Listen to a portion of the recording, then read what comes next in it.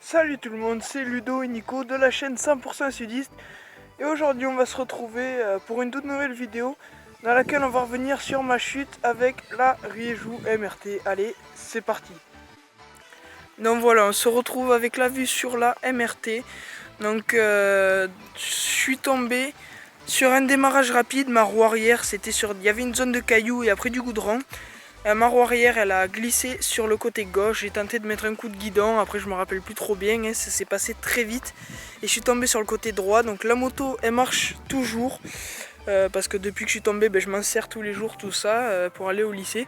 C'est en général de l'esthétique, après vous verrez tout à l'heure les dégâts. Donc quand on tombe ça fait vraiment tout drôle, ça fait bizarre et surtout ça met les boules, sérieux, excusez-moi de l'expression, mais ça met vraiment les boules, parce que ça, je sais pas, quand on tombe, voilà, on regarde de suite la moto et on voit que quand même il y a des rayures par-ci par-là, et ça fait vraiment chier. Donc moi c'est ma première chute, j'espère que ça sera ma dernière, hein.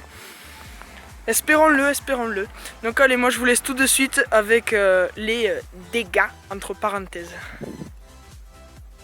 Donc voilà, on va commencer crescendo là. Donc là il y a le clignotant qui a râpé. Heureusement qu'ils sont flexibles, sinon ils se seraient cassés. Et là il y a le pot qui est un peu rayé, mais j'ai colorié en rouge avec du marqueur. Là il y a le carénage latéral droit arrière qui a râpé aussi, on le voit. Voilà. Le cale-pied qui fait la gueule, il a une mauvaise mine franchement. Donc voilà, le cale-pied il s'est tordu. Ensuite sur la partie moteur, le pot, tout ça, ça n'a pas touché. Donc c'est un bon point, je suis content quand même. Ensuite là la poignée, donc il n'y a rien, ça c'est pas lors de la chute. Donc là c'est le levier de frein avant qui a pris, donc il y a des rayures sur la petite boule là. Et là. Ensuite le bouchon du bocal du maître cylindre a pris, donc toute la partie rouge que vous voyez c'est parce que je l'ai colorié. Sinon c'était de couleur métal quoi. Ensuite la première chose la plus embêtante, c'est le guidon qui est tordu, je sais pas si ça va se voir. Donc il est tordu à ce niveau là. Voilà. Ensuite c'est ce qui se voit le plus sur la moto, c'est là la plaque phare qui a touché. On voit les rayures.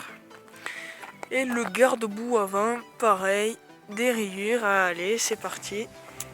Et la chose la plus vraiment embêtante, c'est en fait, si vous voulez, le cadre. Donc le cadre c'est cette partie là qui soutient la moto, on va dire. Et bien au bout de ce cadre il y a un petit embout en métal, je sais pas ce que c'est, mais le petit embout, donc c'est le truc noir là qui retient le guidon quand on tourne à droite et à gauche pour pas que la fourche aille taper sur le cadre, sinon on casse tout. Et bien ceci, ça s'est tordu en tombant. Donc mon rayon de braquage quand je tourne à gauche il est plus faible maintenant. Et j'ai plus de bloc guidon. Donc voilà, c'est le plus embêtant, mais heureusement pour moi, un bon point dans ma chute, si je peux appeler ça un bon point. Je suis assuré tout risque, donc on va voir comment ça va se passer, comment je peux me débrouiller avec l'assurance. Donc voilà, c'était juste une petite parenthèse pour revenir sur ma chute. Comme d'habitude, si vous avez des avis, des questions, des conseils même, on est preneur. Donc là aujourd'hui vous avez remarqué, je suis pas avec Nico. Il est en internat, donc c'est pour ça qu'on met quand même assez longtemps à publier.